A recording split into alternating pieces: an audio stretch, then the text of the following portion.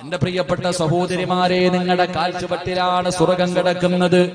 നിങ്ങൾക്ക് മാതൃകയാക്കാൻ മഞ്ജു വാര്യരല്ല, അല്ലെങ്കിൽ ഏതെങ്കിലും പുതിയ നടിമാരല്ല, ഏതെങ്കിലും മോഡലുകളല്ല. നിനക്ക് പഠിക്കാൻ ഒരു മോഡലിന് ഞാൻ പറഞ്ഞു തരാ. നീ വളർന്നാല്, നീ നന്നായാല് അല്ലാഹ് നിനക്ക് തരുന്ന സ്ഥാനം എന്തെന്നറിയോ? ഒരുപാട് മഹദിമാരുടെ ചരിത്രം നിനക്കറിയുമല്ലോ. നഫീസത്തുൽ മിസ്രിയ, മൈമൂനത്തുൽ മിസ്രിയ, ദിന്നൂറുൽ മിസ്രിയ. അല്ലാഹുവേ, എത്രയോ മഹദിമാർ, ഇവരുടെ ചരിത്രങ്ങൾ നീ കേട്ടവരാണല്ലോ. എന്റെ പ്രിയമുള്ളവരെ, മഹാനായ നബി മുഹമ്മദ് മുസ്തഫ സല്ലല്ലാഹു അലൈഹി വസല്ലമ തങ്ങള്, അല്ലാഹുവിന്റെ പ്രവാചകൻ അവിടെ ഇങ്ങനെ സ്വർഗ്ഗത്തിലൂടെ മുത്തുനബി പറയുകയാണ്, ദഖൽതുൽ ജന്ന ഫസമിഅതു ഖശഫതൻ ഫഖുൽതു മൻ ഹൗലാഇ ഹാദിഹി റുമൈസ. ലോകത്തിന്റെ നേതാവായ അഷ്റഫുൽ ഖൽഖ് നബി മുഹമ്മദ് മുസ്തഫ സല്ലല്ലാഹു അലൈഹി വസല്ലമ തങ്ങള് അല്ലാഹുവേ സ്വർഗ്ഗത്തിലൂടെ നടന്നു പോകുമ്പോ, ലോകത്തിന്റെ നേതാവ് സ്വർഗ്ഗത്തിലൂടെ നടന്നു പോകുമ്പോ, മുത്തുനബിയുടെ മുന്നിലൂടെ ഒരു പെണ്ണിങ്ങനെ നടന്നു പോവുകയാണ്. അല്ലാഹുവിന്റെ റസൂലിന്റെ മുന്നിലൂടെ ഒരു പെണ്ണിങ്ങനെ നടന്നു പോവുകയാണ്. പ്രവാചകനാണ് സ്വർഗ്ഗം തുറന്നത്. എന്നിട്ട് അല്ലാഹുവിന്റെ പ്രവാചകൻ അകത്തേക്ക് കടന്നപ്പോ മുത്തുനബിയുടെ മുന്നിലൂടെ ഒരു പെണ്ണിങ്ങനെ നടന്നു പോകുന്നു. അല്ലാഹുവിന്റെ റസൂലിന് അത്ഭുതമായി, ആരാ തമ്പുരാന്, സ്വർഗ്ഗത്തിൽ എന്റെ മുന്നിലൂടെ നടന്നു പോകുന്ന ഈ പെണ്ണാരാട്? അല്ലാഹുവിന്റെ റസൂൽ ചോദിക്കുകയാ, ഫഖുൽതു മൻ ഹൗലാ. ജിബ്രീലേ, ആരാണ് ജിബ്രീലേ? എന്റെ മുന്നിലൂടെ നടന്നു പോകുന്ന ആ പെണ്ണാരാണ് ജിബ്രീൽ? അല്ലാഹുവിന്റെ പ്രവാചകൻ അവിടെന്ന് ചോദിക്കുമ്പോ, യാ റസൂലല്ലാഹ് ഹാദിഹി റുമൈസ. അത് റുമൈസയാണ് നബിയേ, അത് റുമൈസയാണ് നബിയേ. അല്ലാഹുവിന്റെ പ്രവാചകൻ അത്ഭുതമായി, ആരാണ് റുമൈസ? ഉമ്മു അനസ് ഇബ്നു മാലിക് റളിയല്ലാഹു തആല അൻഹു. അനസ് റളിയല്ലാഹു തആല അൻഹുവിന്റെ ഉമ്മയായ ഉമ്മു സുലൈ റളിയല്ലാഹു തആല അൻഹ. അല്ലാഹുവേ, ഇവർക്ക് ഈ മഹത്വം കിട്ടാനുള്ള കാരണം എന്തെന്നറിയുമോ? അല്ലാഹുവിന്റെ പ്രവാചകൻ സ്വർഗ്ഗം തുറന്ന് അകത്ത് കടന്നപ്പോ മുത്തുനബിയുടെ മുന്നിലൂടെ പ്രവാചകനെക്കാളും മുമ്പ് സ്വർഗ്ഗത്തിലേക്ക് ഓടിക്കേറിയ ഈ പെണ്ണാരാ? ഉമ്മു സുലൈമിന് ഇത് കിട്ടാനുള്ള കാരണം എന്തെന്നറിയുമോ? മുടിക്കോടുള്ള പെണ്ണന്മാരെ, മഹദിയായ ഉമ്മു സുലൈം റളിയല്ലാഹു തആല അൻഹ പടച്ചവനെ ഇസ്ലാമിനെ കുറിച്ച് കേൾക്കുകയാണ്. അല്ലാഹുവിന്റെ ദീനിനെ കുറിച്ച് കേൾക്കുമ്പോ ഇസ്ലാമിലേക്ക് കടന്നു വന്നോ, അവിടെ നിന്ന് മുസ്ലിമാവുകയാണ്. എന്നിട്ട് തന്റെ വീട്ടിലേക്ക് കടന്നു ചെല്ലുമ്പോ മാലിക് എന്ന് പറയുന്ന പ്രിയപ്പെട്ട ഭർത്താവ് പറയുന്ന, ഉമ്മു സുലൈം,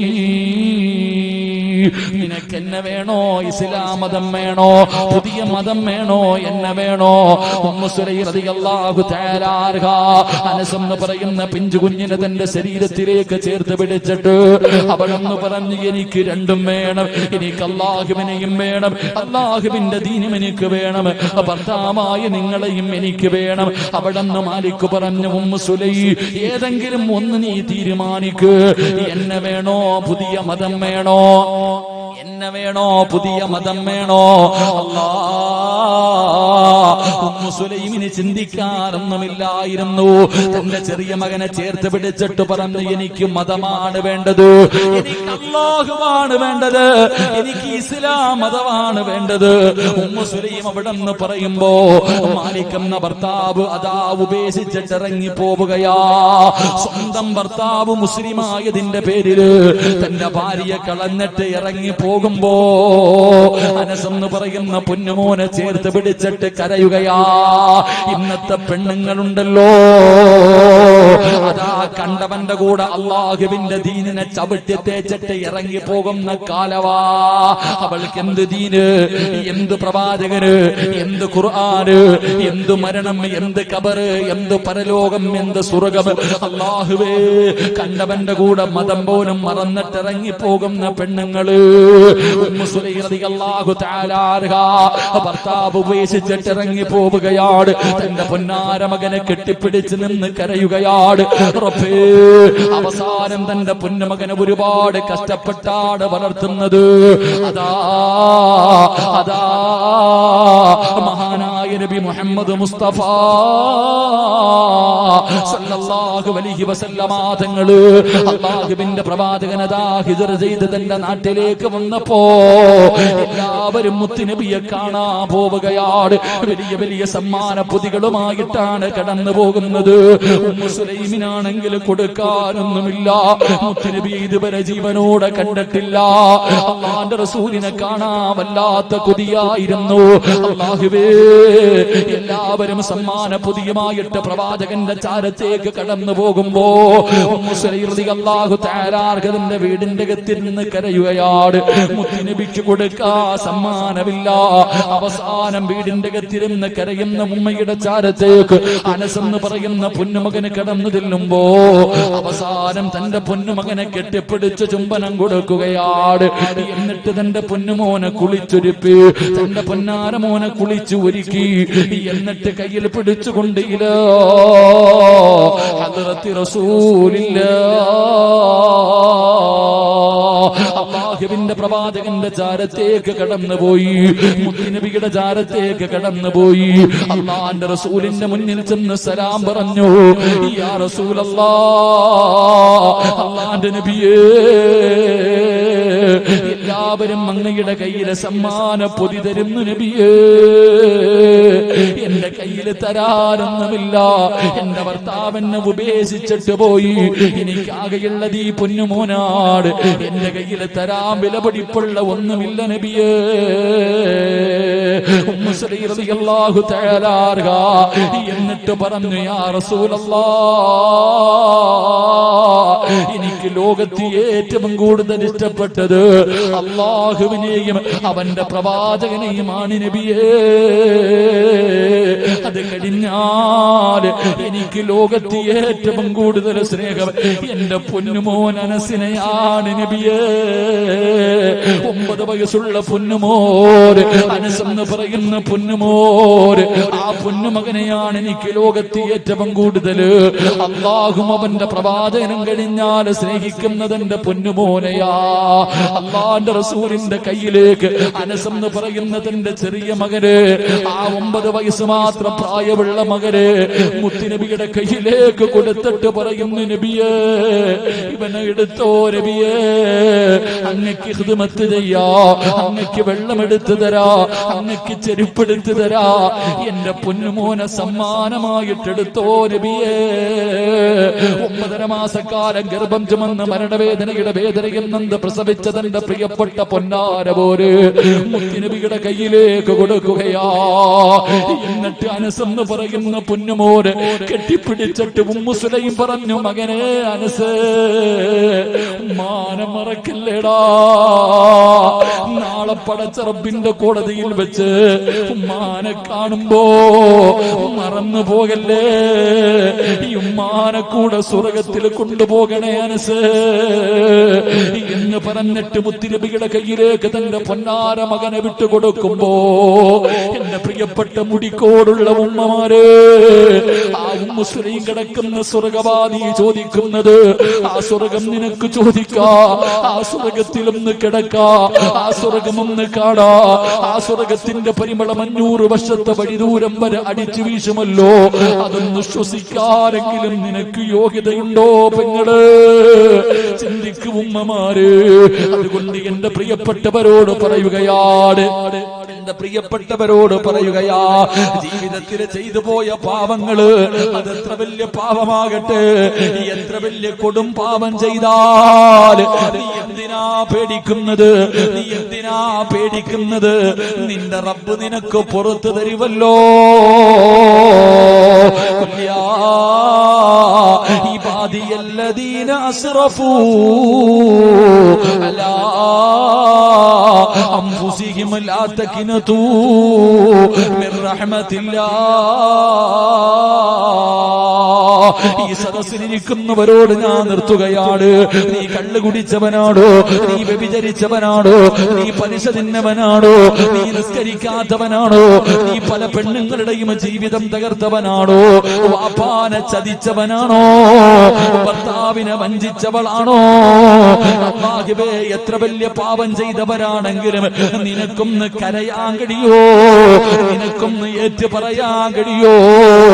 എത്ര വലിയ പാപം ചെയ്താലും നിന്റെ റബ്ബ് പുറത്തു തരുമല്ലോ. 100 കൊല ചെയ്തവന് പുറത്തു കൊടുത്തവനല്ലേ അല്ലാ. സ്വന്തം പെൺമക്കളെ ജീവനോടെ കുടിച്ചു മൂടിയ കാട്ടാളന്മാർക്ക് അല്ല പുറത്തു കൊടുത്തല്ലോ. കബറിൽ കിടന്ന മയ്യത്തിന് വ്യഭിചരിച്ചവൻ അല്ലാഹു പുറത്തു കൊടുത്തല്ലോ. എന്തേ 100 കൊല ചെയ്തവൻ അല്ല പുറത്തു കൊടുത്തല്ലോ. പിന്നെ എന്തേ ചെറുപ്പക്കാരോ? പിന്നെ എന്തേ പെങ്ങള്? അതുകൊണ്ട് സർവ്വതും ഇവിടെ ഇരുന്ന് കരഞ്ഞ് കഴുകിക്കോ. അല്ലാഹുവിന്റെ മുന്നിൽ തൗബ ചെയ്തോ. എങ്ങനെ പറയണമെന്നറിയോ? വെറുതെ പറഞ്ഞാ പോരാ, വെറുതെ വിളിച്ചു കൂവിയാ പോരാ, വെറുതെ കരഞ്ഞാ പോരാ. പറയുമ്പോ എങ്ങനെ പറയണമെന്നറിയോ? പൊറുക്കന്റെ പാപം സയ്യിദി വെറുക്കാതെ പൊറുക്കുന്നവനാരുണ്ട് നീയല്ലാതെ.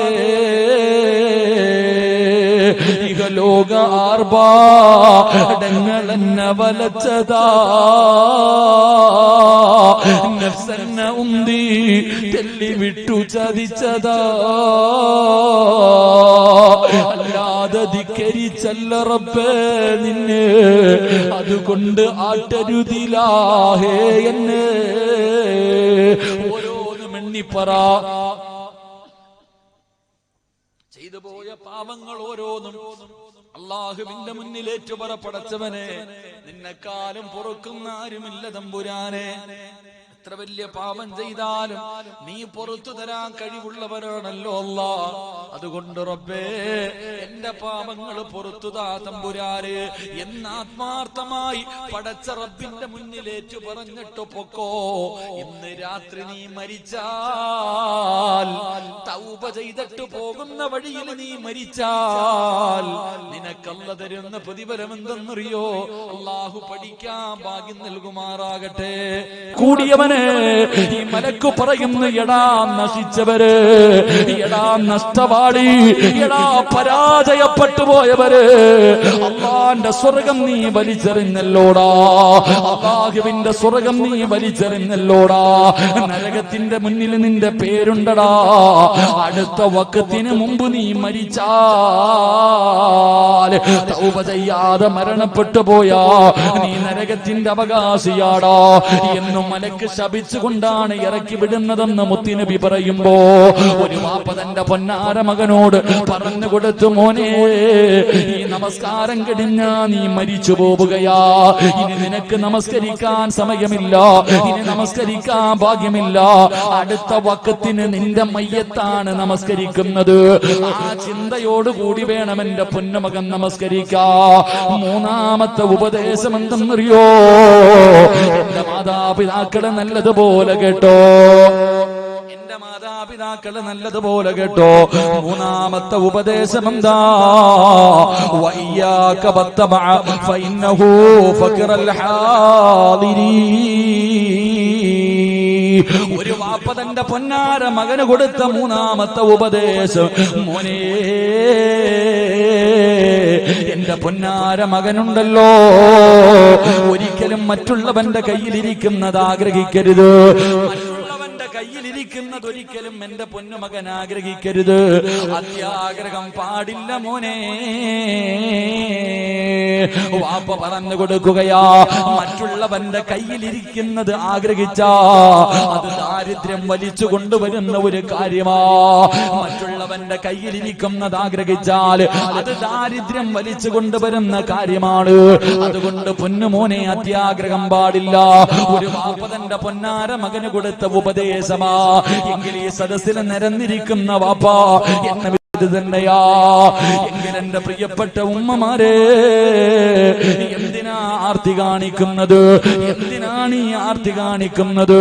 എന്റെ പ്രിയപ്പെട്ട വാപ്പമാരോട് പറയുകയാ, നിങ്ങൾ അങ്ങനെയാകല്ലേ, നിങ്ങൾ അങ്ങനെയാകല്ലേ. നിങ്ങൾ ആരെ പോലെ ആകണമെന്നറിയോ?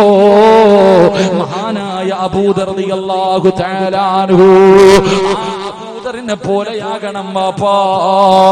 മഹാനായ അബൂദർ റളിയല്ലാഹു തആല അൻഹു അവിടുന്ന് തന്റെ മരണസമയം അടുത്ത് വന്നപ്പോൾ തന്റെ പ്രിയപ്പെട്ട പൊന്നാര മക്കളെ അടുത്തേക്ക് വിളിക്കുകയാണ്. തന്റെ എല്ലാ മക്കളെയും അടുത്ത് വിളിച്ചു.